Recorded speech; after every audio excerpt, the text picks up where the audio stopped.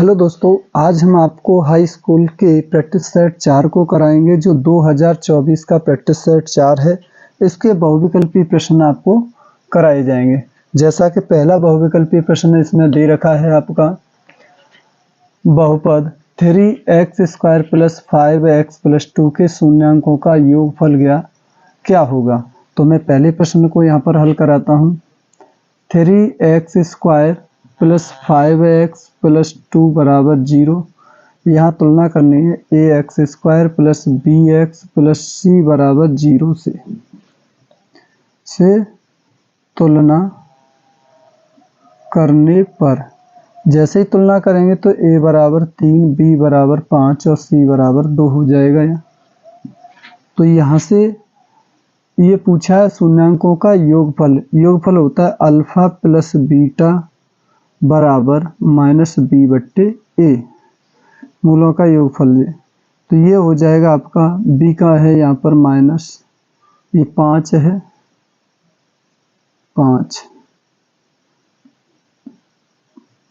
5 और a का मान है यहाँ पर 3। तो आता है इसके मूलों का योगफल आ गया वो -5/3। ये इसका आंसर होगा। इसके बाद अगला प्रश्न है, दिया गया है समीकरण 2x + ay = 1 तथा 3x - 5y = 7 का कोई भी हल नहीं होगा तो a का मान क्या होगा। इसे इरेज कर देते हैं। इसके बाद इसे कराते हैं क्वेश्चन नंबर इसका 2।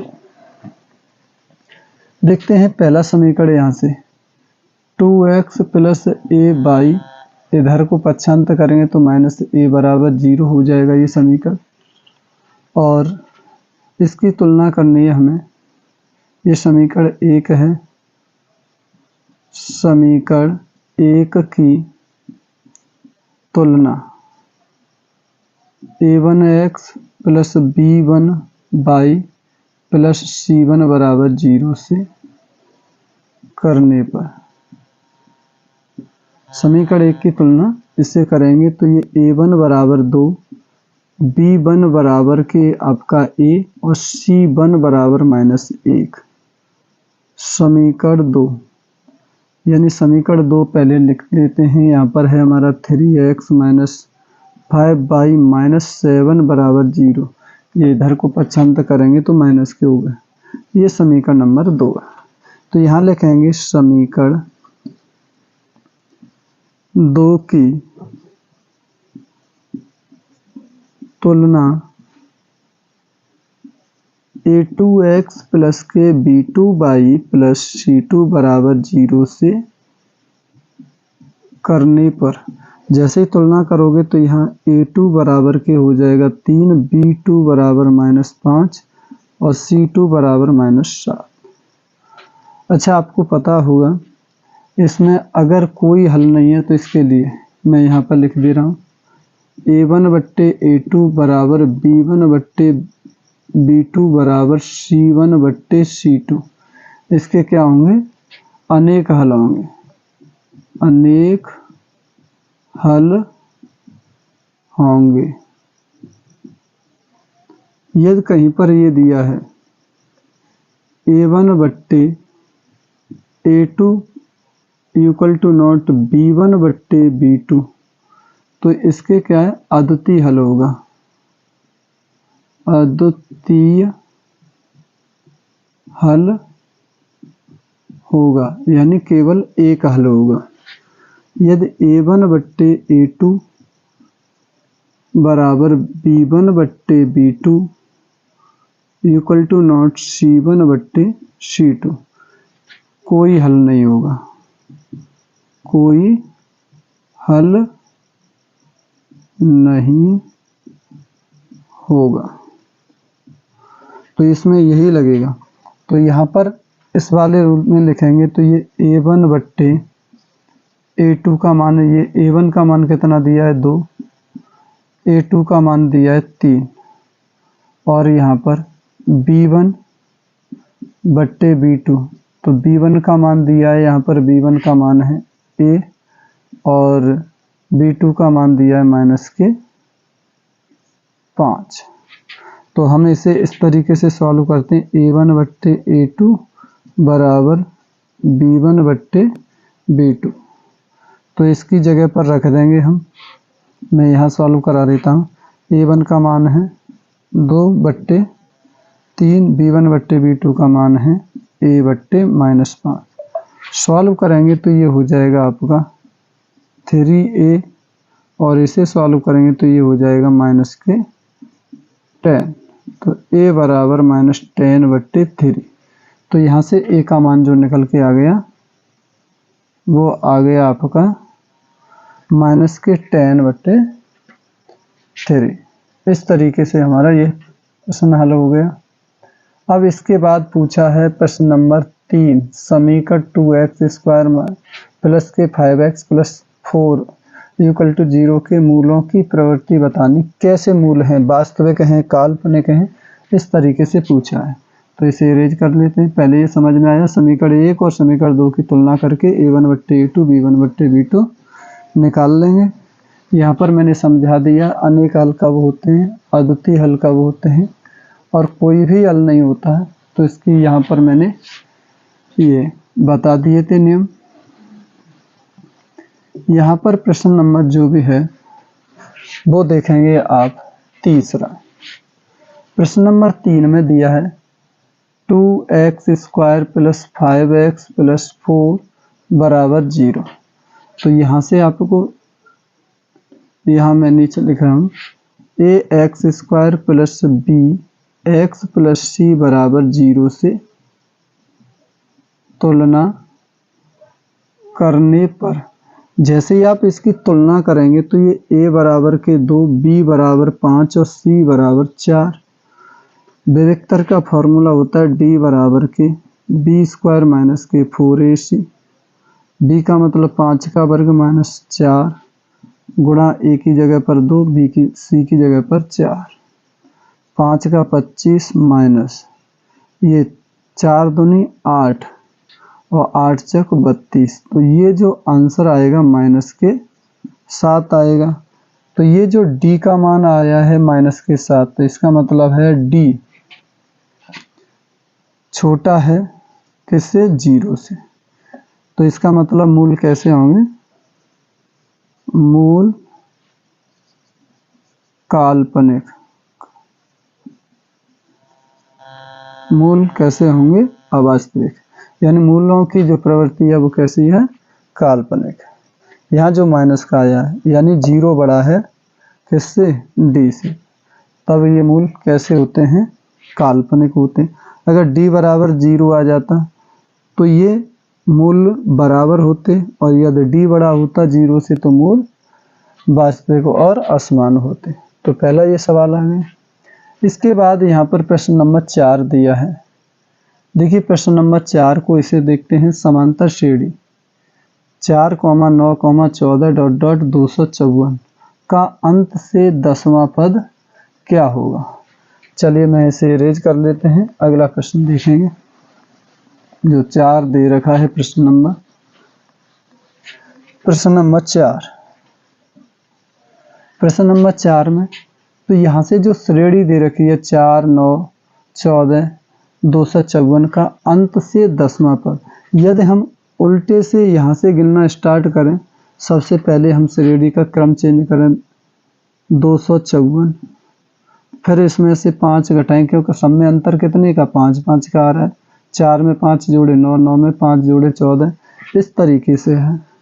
तो हम क्या करते हैं, यहाँ से 254 में से 5 कम करेंगे तो ये कितने हो जाएंगे, 249, और 249 में से 5 कम करेंगे तो ये हो जाएगा 244 ... कहाँ तक आएगा ये, 4। तो यहाँ से हम a बराबर तो निकाल लेते हैं 254। ये सरल है करने का तरीका, पहले सबका निकालते फिर 10 को घटाते तब कहीं जा कर के निकाल पाते। यहाँ से तो बस संख्या को पलट देंगे, क्रम इसे समांतर श्रेणी में ही रहेगा इसका पलटने पर। लेकिन पीछे से पूछा जा रहा है कि अगर यहाँ से 254 से पहले की 10 संख्या कौन सा पद होगा, ये पूछा गया। तो a का मान 254 हो गया। अब हमें निकालना है डी। डी क्या होता है, A2 माइनस A1 होता है। तो यहाँ से 249 माइनस के 254, तो ये माइनस के 5। ए का मान मालूम है, डी का मान मालूम है, और आपको यहाँ पर दिया है एन, यानी कौन सा, 10वां पद। एन बराबर कितना है, 10। एन बराबर 10वां पद है, ये दिया है एन बराबर 10। अब हमें फॉर्मूला क्या होता है, ए एन बराबर ए प्लस के एन माइनस 1 इंटू डी। इस फार्मूले में रखेंगे तो ए 10वां पद ज्ञात करेंगे, ए 10 हो जाएगा एन की जगह पर। ए का मान 254 प्लस एन की जगह 10 माइनस 1 गुणा माइनस के 5। ये 254 प्लस 9 गुणा माइनस 5, ये हो जाएगा 254 माइनस के 45। 9 पन्ना 45 हो जाएंगे, और इसमें से घटाएंगे तो 14 में से 5 गए तो 9, और यहाँ 4 में 4 0 और 2। तो इस तरीके से ये इसका जो आंसर आया वो कितना आ गया, 209। यानी अंत से 10वां पद होगा वो कितना होगा, 249वां पद होगा। देखिए सबसे पहले इस श्रेणी को जो दिया है इसका क्रम हमने चेंज किया, क्योंकि उसने पूछा अंत से, तो हम इसे सबसे पहले पद प्रथम मान लेंगे, इससे कम 5, फिर 5 का ही इसमें अंतर है तो मैंने ऐसे ही लिख दिया है। यह पहला पद हो गया, ये डी A2 माइनस A1, तो ये A2 का मान 249 माइनस A1 का मान 254 माइनस के 5, ये डी निकल के आ गया। एन बराबर 10 दिया, ए एन बराबर A plus N minus 1 into D.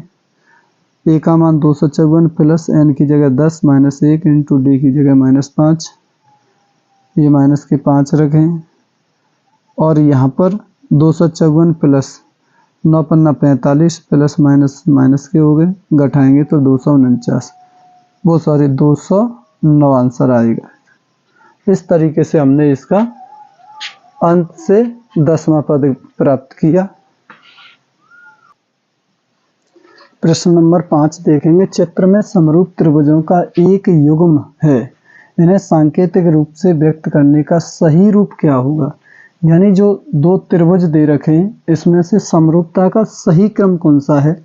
जैसा कि ये दे रखा है त्रिभुज ABC समरूप है त्रिभुज DEF। देखेंगे सबसे पहले ABC और दूसरा है DEF।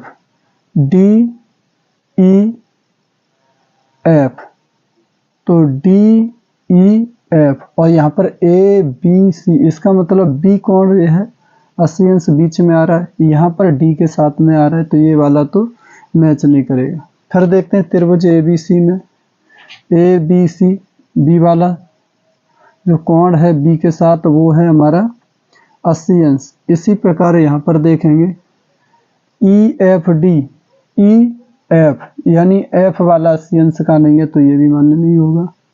अब देखें तीसरे में त्रिभुज ABC EDF, EDF यानी E उसके बाद D कितना 80 अंश और F। इस तरीके से ये वाला ऑप्शन हमारा सही होगा। भुजाओं का अनुपात है, इसका अनुपात ये 2.5/5 है, और ये कितना है 3 और ये 6 और ये 80। यानी यहाँ पर जो समरूपता अगर आपसे पूछी गई है तो वो होगी आपकी SAS समरूपता। तो इसका मतलब ये वाला ऑप्शन हमारा बिल्कुल एकदम सही है। अब क्वेश्चन नंबर 6वां देखेंगे। यहाँ पर लिखा हुआ है बिंदु -3,4 के मूल बिंदु से दूरी। तो यहाँ पर मूल बिंदु से दूरी का फॉर्मूला, मूल बिंदु से दूरी का फॉर्मूला होता है x का वर्ग प्लस y का वर्ग। तो यहाँ पर x की जगह पर -3 का वर्ग प्लस -4 का वर्ग, x का वर्ग हो जाएगा यहाँ ये 3 का वर्ग 9 हो जाएगा, प्लस ये हो जाएगा 16, जोड़ेंगे तो ये हो जाएगा 25 और फैक्टर करेंगे तो 5 गुणा 5 तो ये हो जाएगा 5। मूल बिंदु से जो दूरी निकल के आई वो है हमारी 5 मात्र। अच्छा, इसके बाद क्वेश्चन नंबर देखेंगे 7वां। क्वेश्चन नंबर 7 में यहाँ पर करा देता हूँ। क्वेश्चन नंबर 7, कॉट ए बराबर 3/, कॉट ए बराबर 3/4। तो इसके लिए कॉट ए के लिए हम यहाँ पर एक त्रिभुज बना लेते हैं, समकोण त्रिभुज। इसमें A B C, cot A बराबर होता है हमारा, कॉट ए बराबर आधार बट्टे लंब, आधार इसमें 3, लंब है 4। आपको इसमें के ज्ञात करना है, तो फॉर्मूला होता है पाइथागोरस प्रमेय से। पाइथागोरस प्रमेय में के का वर्ग बराबर लंब का वर्ग प्लस आधार का वर्ग, के का वर्ग बराबर लंब 4 का वर्ग प्लस आधार 3 का वर्ग, ये 16 हो जाएगा, प्लस 9 जोड़ेंगे तो ये 25। ये के स्क्वायर बराबर आ गया, तो के बराबर अंडर में ये के है 25 और ये के बराबर ये कितने का होता है 5। तो यहाँ से के का मान आ गया हमारा 5। अब हमें जो निकालना है वो उसी का मान निकाल सकते हैं। सेक ए क्या ज्ञात करना है, सेक ए ज्ञात करना है। तो सेक ए बराबर होता है हमारा क्या, कर्ड बट्टे आधार। तो कर्ड कितना है यहाँ पर 5, आधार है 3। तो सेक ए का जो मान आएगा वो 5/3 आएगा। इस तरीके से ये प्रश्न हो गया हमारा। और प्रश्न नंबर 8 देखेंगे। प्रश्न नंबर 8 में tan ए बराबर के sin ए है, तो ए का मान क्या होगा। ये भी सरल है प्रश्न, इसे मैं इधर यहाँ करा देता हूँ। क्वेश्चन नंबर 8 डाल करके देखेंगे, tan ए बराबर sin ए। tan ए का फॉर्मूला होता है sin ए बट्टे cos ए बराबर sin ए, sin ए, ये स्मॉल ए है। अब ये sin ए से तो sin ए कैंसिल हो जाएगा, ये तो 1/cos ए बराबर 1। तो ये गुणा करेंगे इसका तो ये आ जाएगा हमारा cos ए बराबर 1 और cos ए, cos 1 का मान होता है cos 0 का मान। तो cos से cos कैंसिल, तो a बराबर 0 आंसर। ये a का मान आ गया। बहुत ही अच्छा प्रश्न ये था। tan को sin बट्टे cos में, sin से sin कट जाएगा तो यहाँ पर बचेगा 1/cos a और यहाँ बचेगा 1। तो 1 के नीचे इसे 1 मानेंगे और क्रॉस गुणा करेंगे तो cos a बराबर 1। cos a का जो मान आएगा, cos a का मान 1, यानी cos 1 का मान होता है 0। तो a का मान कितना आ गया 0। तो इस तरीके से ये प्रश्न हुए। आपके अगले प्रश्न देखेंगे। प्रश्न नंबर 9 देखेंगे। एक छड़ की लंबाई का उसी छाया से अनुपात 1:3 है, तो सूर्य का उन्नयन कोण ज्ञात करेंगे। तो यहाँ से प्रश्न नंबर 9 को हल करेंगे हम। तो यहाँ एक समकोण त्रिभुज बना लेते हैं। यहाँ से दिया क्या है, उसकी छाया, उसकी कितनी है, √3 है। उसकी लंबाई यानी जो छड़ है उसकी लंबाई मान लेते हैं 1x और ये छाया की लंबाई √3x। यहाँ पे लिख देते हैं, माना छड़ की लंबाई, छड़ की लंबाई ये है आपकी x मीटर। एक है तो एक के साथ गुणा लगाएं तो एक ही रहेगा। और छाया की लंबाई, छाया की लंबाई ये हो जाएगी आपकी √3x। ये थीटा हमें ज्ञात करना है। क्या करना है? थीटा। थीटा निकालना है। तो ये हो जाएगा आपका, नाम डालो त्रिभुज का तो डाल दें, नहीं तो सीधा थीटा का मान ही ज्ञात करना है। तो tan थीटा बराबर होता है लंब बट्टे आधार। तो tan थीटा ज्ञात करना है। तो लंब दिया x और आधार दिया है √3x। x से x कैंसिल हो जाएगा, तो ये हो जाएगा tan थीटा बराबर 1/√3।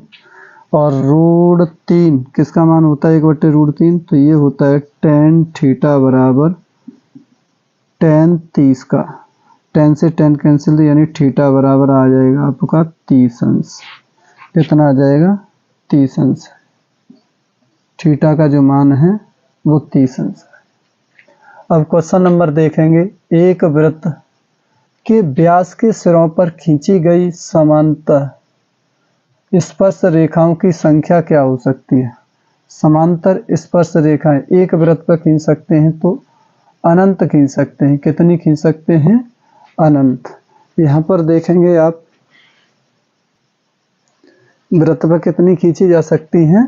समांतर रेखाएं अनंत खींची जा सकती हैं। जैसे मैं यहाँ पर प्रश्न नंबर आपका कौन सा है? 10वां है। यहाँ पर समझा रहा हूँ। ये है मेरा एक वृत्त बना लेता हूँ। ये क्या है? वृत्त। अब इसका वृत्त से यहाँ से ये क्या है? व्यास। तो एक स्पर्श रेखा ऐसे खिंच जाएगी, तो ये भी समांतर रेखा होगी। क्या हो जाएगी? समांतर रेखा। ये समांतर रेखा। एक व्यास ये ऐसे खींचा, तो ये समांतर रेखा ऐसे खींच गई। व्यास एक ऐसे मैंने ये खींच लिया, तो एक समांतर रेखा ऐसे खींच गई है। व्यास में इस तरीके से खींचता हूँ, तो समांतर रेखा एक ये बन जाएगी, एक ये बन जाएगी। इसका मतलब समांतर रेखाएं कितनी बन जाएगी? अनंत बन जाएगी। अनंत हो। कितनी रेखाएं खींची जा सकती हैं? वृत्त पर स्पर्श रेखाएं समांतर जो खींची जाएंगी वो अनंत खींची जाएंगी।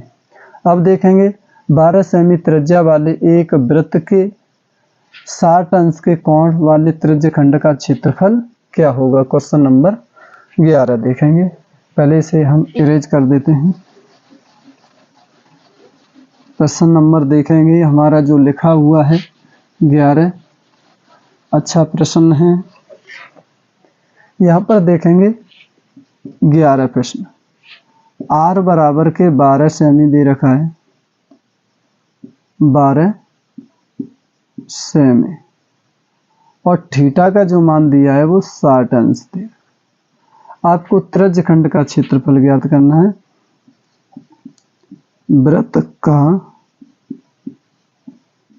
त्रिज्य खंड का क्षेत्रफल थीटा बट्टे 360 पाई r स्क्वायर होता है। थीटा की जगह पर 60 लगाएंगे, बट्टे 360। पाई का मान आप रख दें। पाई का मान, क्योंकि यहाँ पर r नहीं दिया है तो पाई की जगह पर पाई रहने दें। पाई में ही मान निकल आएगा, क्योंकि यहाँ पर संख्या काटने लायक कोई ऐसी नहीं है कि जो जिससे कट सके साथ से। तो मैं यहाँ पाई के स्थान पर पाई रखूँगा। r की जगह पर 12 गुणा 12। 0 से 0, 6 से इसे 36 को 6 बार काट दिया और 6 से 12 काट दिए 2 बार। तो ये बचेगा हमारा पाई गुणा 2 गुणा 12। तो ये हो जाएगा 12 दूनी 24 पाई। क्षेत्रफल है तो सेंटीमीटर स्क्वायर ये आ जाएगा। अब देखेंगे प्रश्न नंबर 12। यदि गोले का व्यास d है तो उसका आयतन क्या होगा? प्रश्न नंबर 12 देखेंगे। गोले का व्यास दे रखा है d। गोले का व्यास d है तो त्रिज्या होगी 2r बराबर d। तो r बराबर d बट्टे 2। हमें निकालना है गोले का आयतन। गोले का आयतन 4/3 पाई r क्यूब होता है।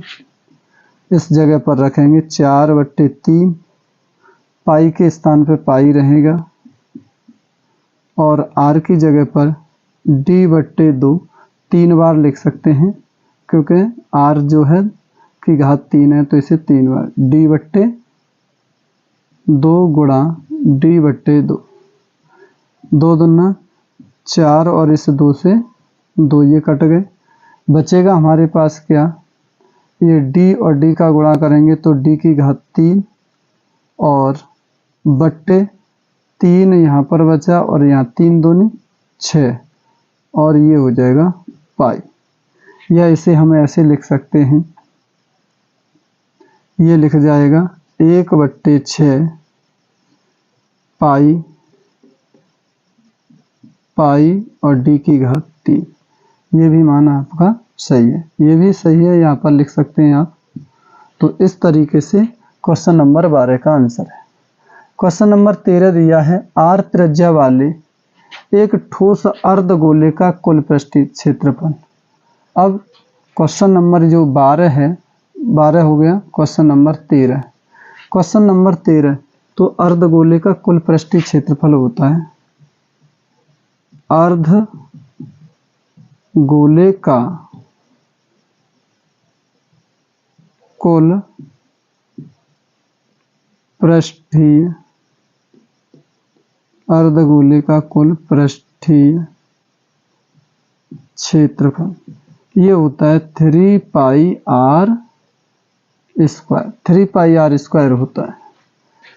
तो ये तो फॉर्मूला ही था, पूछा था कुल पृष्ठीय क्षेत्रफल या संपूर्ण अर्धगोले का पूछा जाए तो इस तरीके से बता। अब प्रश्न नंबर 14 है, इसे करेंगे, इससे पहले इसे क्या कर लेते हैं, इरेज कर देते हैं, इसे साफ करें। यहाँ जो क्वेश्चन नंबर 14 दे रखा है उसे अच्छे से पढ़ेंगे।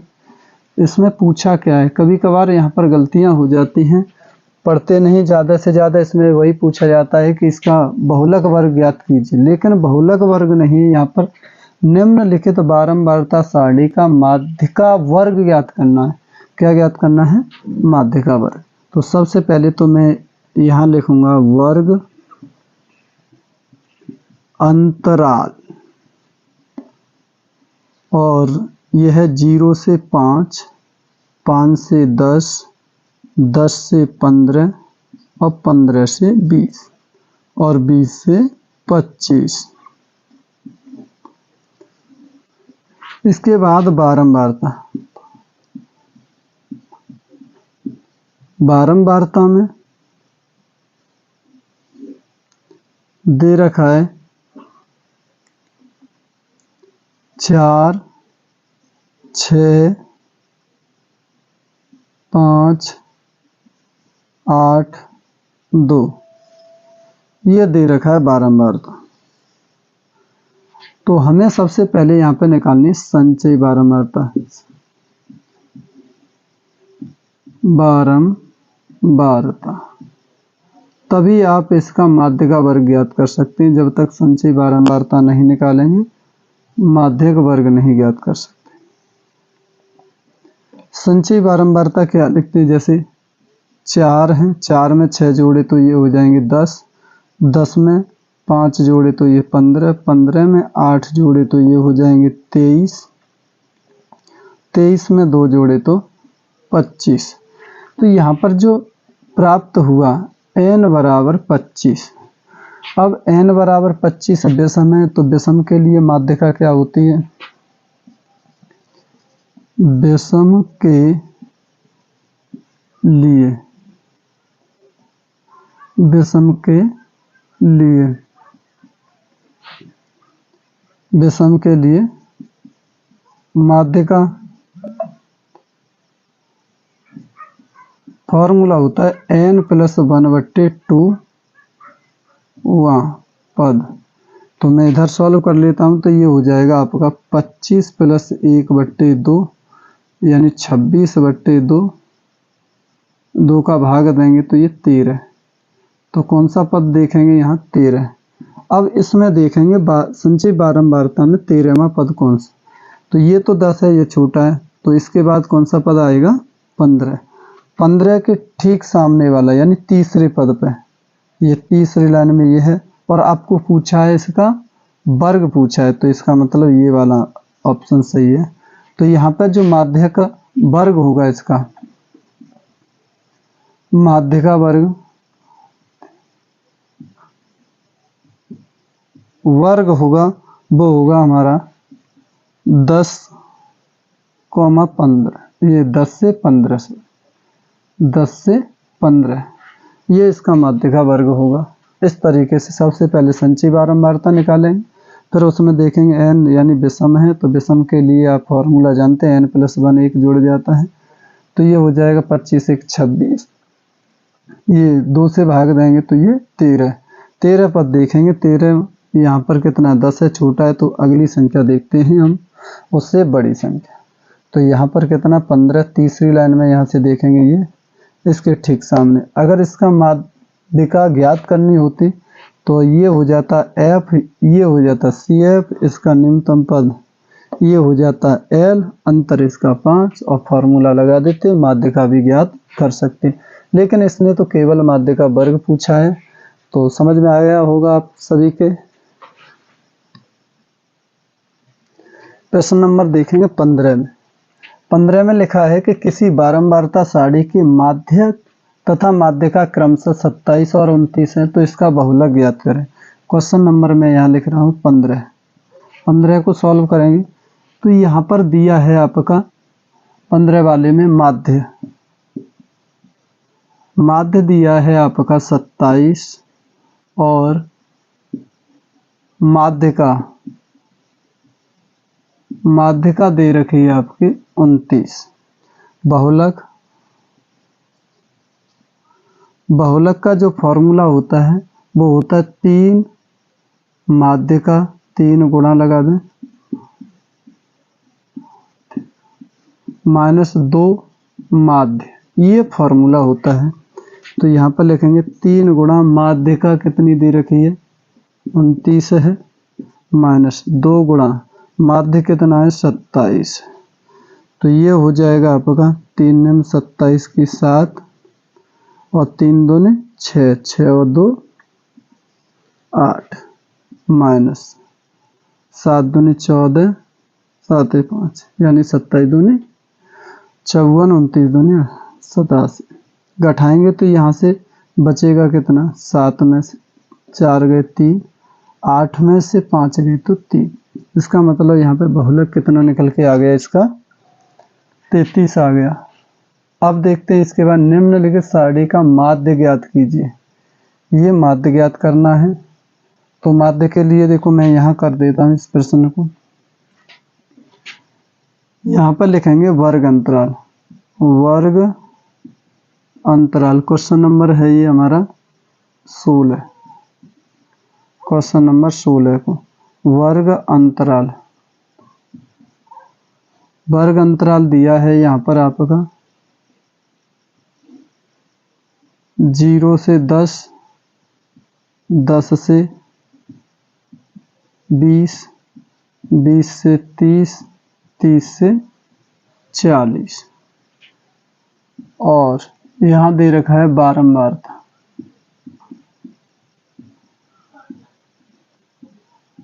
बारंबारता दे रखी है इसमें 2, 1, 4, 3। बारंबारता ये तो FI हो जाएगी, और मध्यमान निकालना है,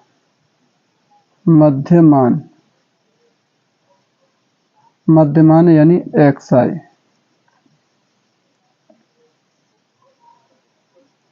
मध्यमान निकालेंगे इसका, तो ये 10 और 0 कितने 10, ये हो जाएगा 5।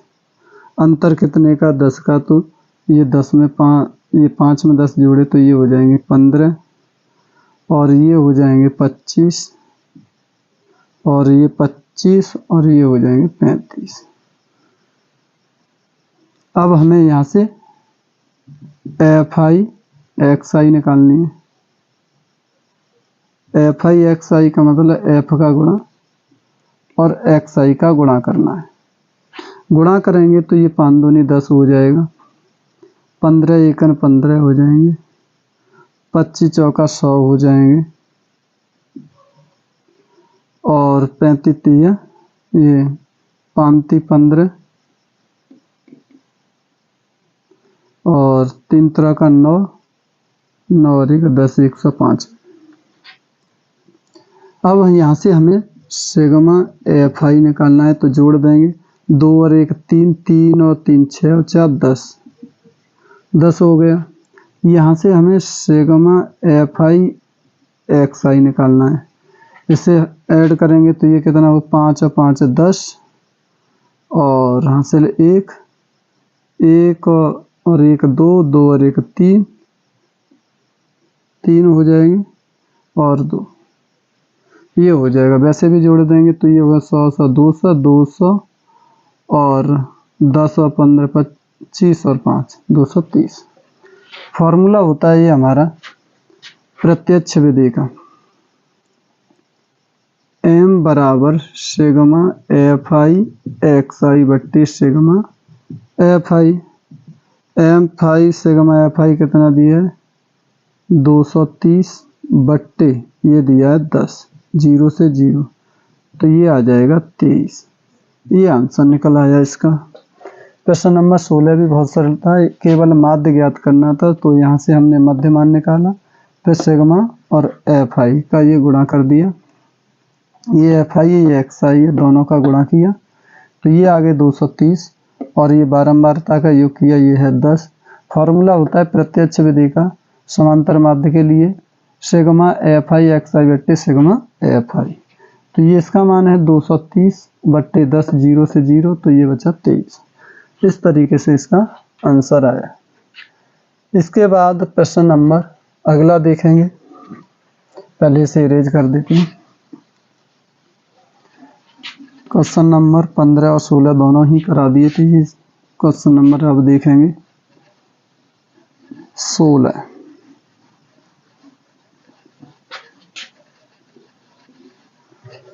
सोलह को पढ़ते हैं।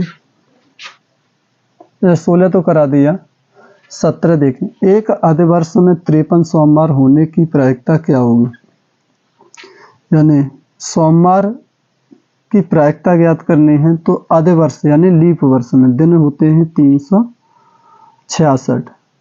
तो यहाँ से 52 सप्ताह 2 दिन होते हैं, 52 सप्ताह 2 दिन यानी सोमवार को है, तो फिर सोमवार से सोमवार, फिर अगले हफ्ते नहीं आ पाए तो यहाँ पर मैं लिख रहा हूँ क्वेश्चन नंबर 17। तो यहाँ से जो अनुकूल परिणाम वो एक है, केवल सोमवार एक ही आएगा उस हफ्ते में, और कुल परिणाम ये है 7। तो प्रायिकता होती है हमारी, प्रायिकता होती है अनुकूल परिणाम बट्टे कुल परिणाम।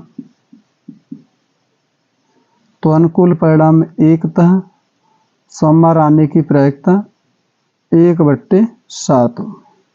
तो यहाँ पर लिख सकते हैं अतः सोमवार आने की प्रायिकता क्या होगी, एक अधिवर्ष में 1/7। ये वाला आपका आंसर सही हो। अब इसके बाद है प्रश्न नंबर 18 देंगे। प्रश्न नंबर 18 में देखें, ये दिया हुआ है आपको, 2 मित्रों का जन्म 2020 में हुआ था।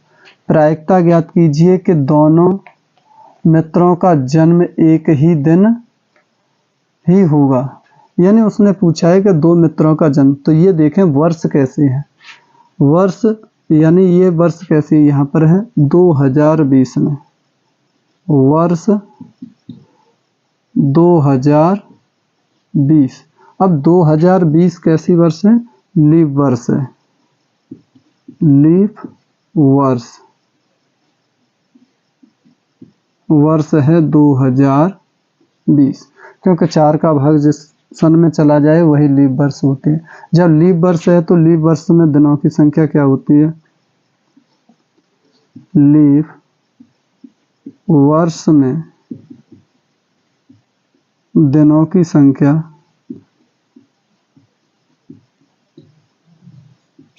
अभी बताया इसमें तो ये होती है आपकी 366।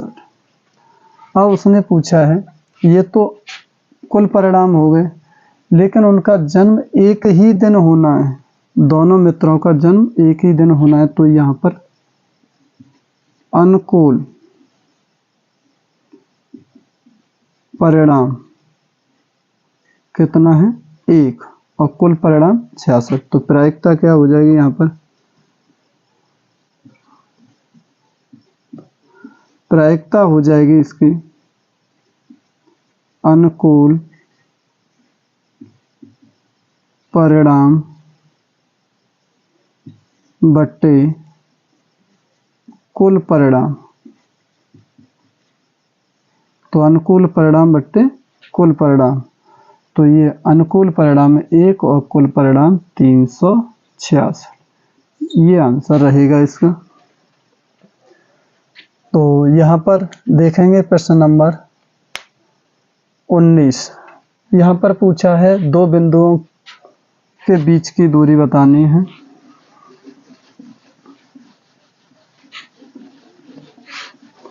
दो बिंदुओं के बीच की दूरी का फॉर्मूला सभी को याद होगा। प्रश्न नंबर 19 देखेंगे। बिंदु दिए हैं 2, 3 और 4, 1 के बीच की दूरी ज्ञात करनी है। तो मैं यहाँ पर बिंदु बना लेता हूँ इस तरीके से, ये ए और ये बी। तो ये के निर्देशांक यहाँ लिख दे रहे हैं 2, 3 और इसके निर्देशांक 4, 1। इसके बीच की दूरी ज्ञात करनी है।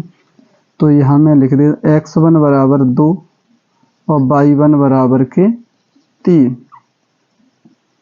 x2 बराबर के 4 और y2 बराबर 1।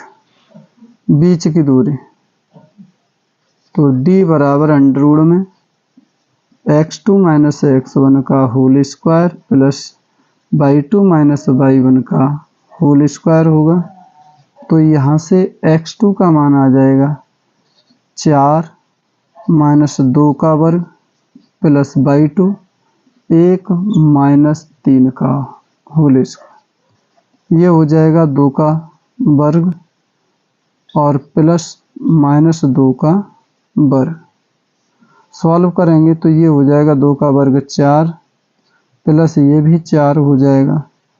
सॉल्व करेंगे तो ये आ जाएगा रूट के 8।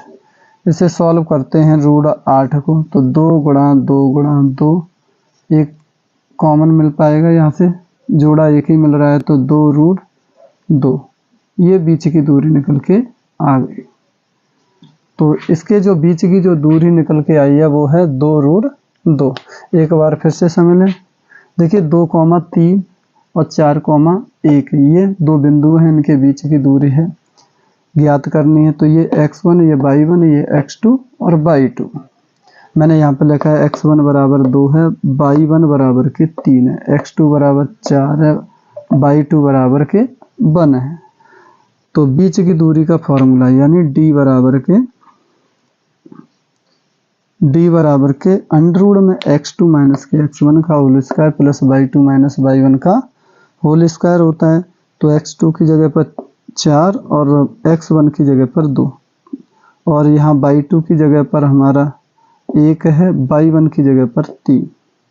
यहाँ से 4 में से 2 गए, 2 का वर्ग हो जाएगा। यहाँ 1 प्लस का माइनस के 3 है तो माइनस के 2 बचेंगे। तो 2 का वर्ग 4 माइनस 2 का वर्ग भी 4 होगा। 4 और 4 8, 8 के फैक्टर किए तो 2 गुणा 2 गुणा 2, एक जोड़ा बाहर आ जाएगा कड़ी से, तो ये आ जाएगा 2 रूट 2। ये आएगी बीच की दूरी। प्रश्न नंबर 20 देखेंगे। निम्नलिखित में अपरिमेय संख्या होगी। अपरिमेय संख्या तो ये रूट 25 है, 5 का वर्ग होगा। ये संख्या कैसी है मैं यहाँ पे लिख दे रहा हूँ। पहला ऑप्शन है ए यानी रूट के 25। फैक्टर करेंगे तो ये 5 गुणा 5 तो प्राप्त हुए 5। ये कैसी है? परिमेय। परिमेय संख्या निकली। बी वाला सॉल्व किया तो ये है आपके 81। इसको सॉल्व करेंगे तो ये हो जाएगा 3 गुणा 3 गुणा 3 गुणा 3, 3 तरह का 9, 9 30 27 दिया 81, तो 3 गुणा 3, तो ये हो जाएगा 9। ये भी कैसी संख्या है? परमेय। ये भी संख्या कैसी है? परमेय। यहाँ पर सी वाला ऑप्शन, यहाँ सी ऑप्शन दिया है 5/3, ये कैसी संख्या होती है? परमेय। परमेय है। अब डी, यहाँ पर दिया है आपका 5 + √2, ये कैसी होगी? अपरमेय। यदि परमेय में अपरमेय जोड़ा जाता है तो संख्या भी हमारी कैसी होती है? अपरमेय। तो ये वाला ऑप्शन आपका सही होगा, ये वाला ऑप्शन सही होगा। यानी इसमें पूछा है अपरमेय संख्या कौन सी है, तो ये अपरमेय संख्या डी वाला ऑप्शन सही होगा, करेक्ट आंसर इसका रहेगा। तो मैंने यहाँ पर आपको 20 बहुविकल्पी प्रश्न सेट 4 के करा दिए, जो 2024 का सेट था। इसके 20 प्रश्न सॉल्व करा दिए हैं। अगले प्रश्न अगली वीडियो में दिए जाएंगे। मैं आशा करता हूँ कि आप सभी लोग अच्छे से अच्छे मेहनत करें और अच्छे नंबर प्राप्त करें। धन्यवाद।